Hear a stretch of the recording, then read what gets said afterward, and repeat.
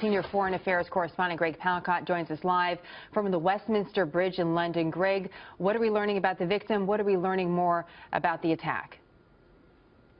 Jenna, absolutely. It is just 24 hours since the terrible attack, and here, Westminster Bridge, where a lot of the carnage occurred, is reopened for business. I'm going to ask my cameraman Pierre to swing around and show you how this happened. The assailant in an SUV came up that road there, and then he hopped this curb and went down the sidewalk, the west side of the bridge, plowing through pedestrians at 30, 40, maybe more miles an hour, killing and injuring, and then ending up just at the base of Big Ben there, smashing his vehicle into the perimeter fence, going in with a knife, killing a policeman. Then he was killed by policemen, shot dead.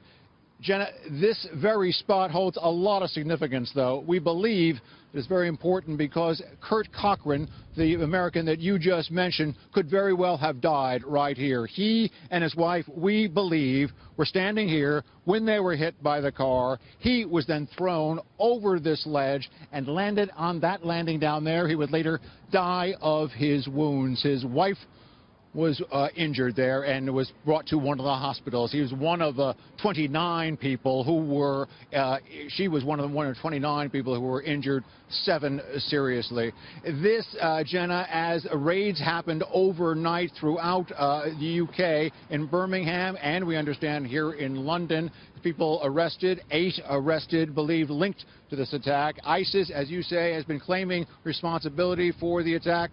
Prime Minister Theresa May saying the assailant was known to intelligence authorities here, that he was on the radar for possible extremist violence in the past, but he was peripheral. He was a peripheral figure now. Well, what happened here was anything but aside from the fact.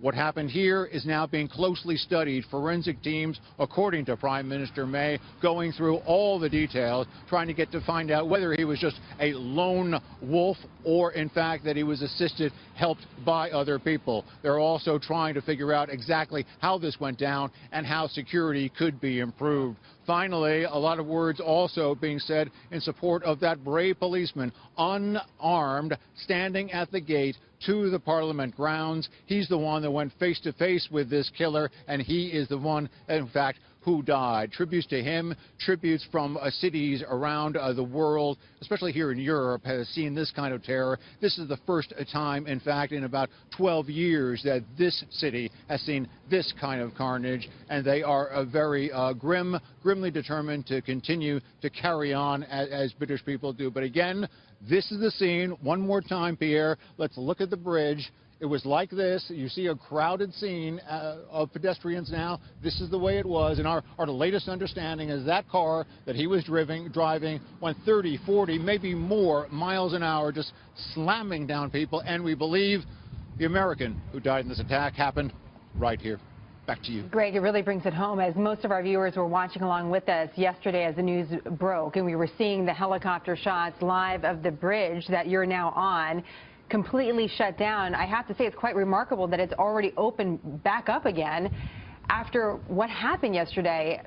Did it just reopen, or are they allowing pedestrians to walk it freely? All things considered, I mean, one of the things you see on the bridge is that there really is nowhere to go if someone is driving up on the sidewalk.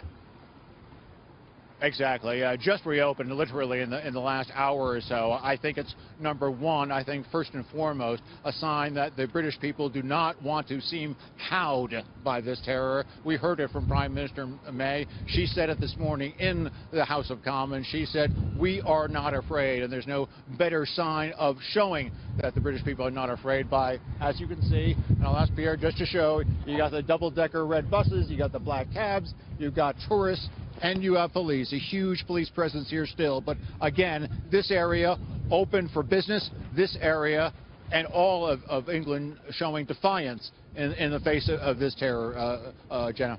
Greg, thank you very much to you, as well as Pierre, your great cameraman. We appreciate it.